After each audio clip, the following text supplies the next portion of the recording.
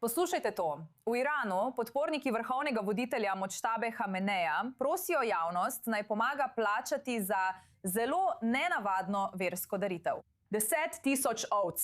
Prav ste slišali. Prav ste slišali, prijateljice. Provladne verske skupine zbirajo denar, da bi živali obredno zaklali kot molitev za zdravje Hameneja, pri čemer kampanja skuša zbrati približno 1,3 milijona dolarjev. In to prihaja v času, ko se še naprej pojavljajo vprašanja o zdravju Hameneja in tem, kje je, potem ko naj bi utrpel resne poškodbe v februarskih napadih. In kot si lahko predstavljate, kampanja že sproža neodobravanje med Irankami, ki se spopadajo z naraščajočimi cenami hrane. Z nami je zdaj, da o tem razpravlja Hosrav Esfahani, direktor raziskav pri Nacionalni zvezi za demokracijo v Iranu. Torej, najprej nam to razložite.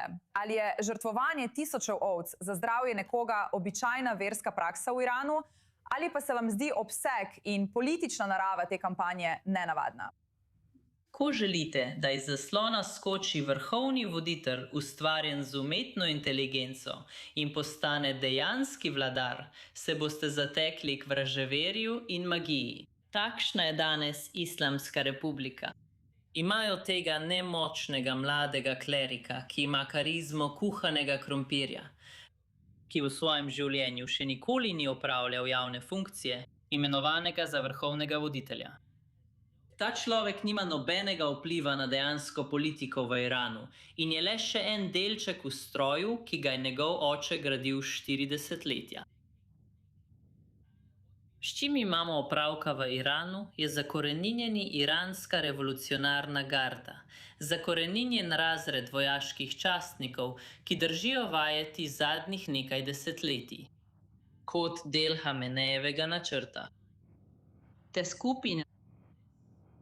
Ta skupina morilcev, ki ima na rokah kri Irancev, so imenovali Močtaba Hameneja, te krotke ovce, da nadzoruje Iran in kaže moč, stabilnost in kontinuiteto.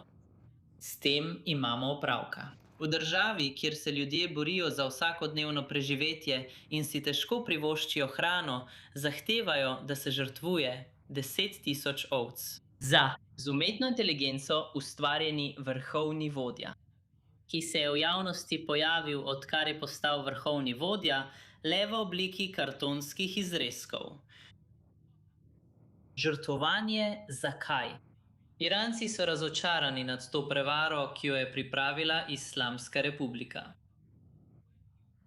No, že ste omenili norčevanje, ki poteka na družbenih omrežjih med Iranci, ampak gre za pričesko, z bolečino, trpljenjem in družinami, ki si ne morejo privoščiti hrane. Prav, o tem želim govoriti. Veste, tukaj je očitno gospodarsko nasprotje. Irance prosijo, naj prispevajo za kampanjo v vrednosti 1,3 milijona dolarjev, medtem ko mnogi pravijo, da si sami ne morejo privoščiti mesa.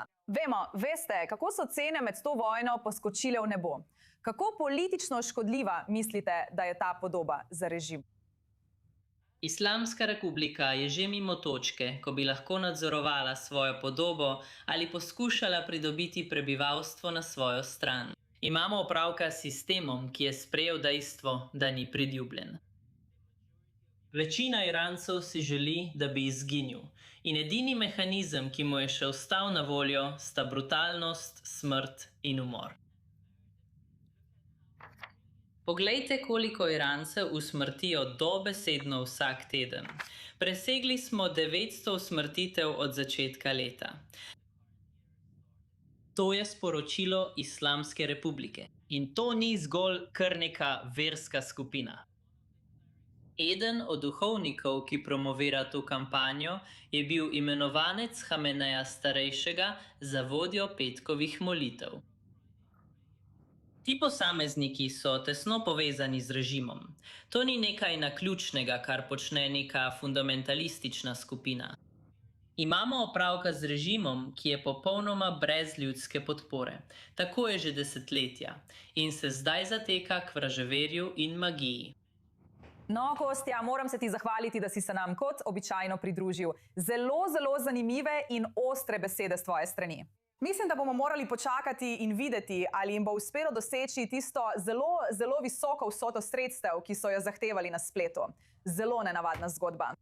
Hvala, da ste me povabili.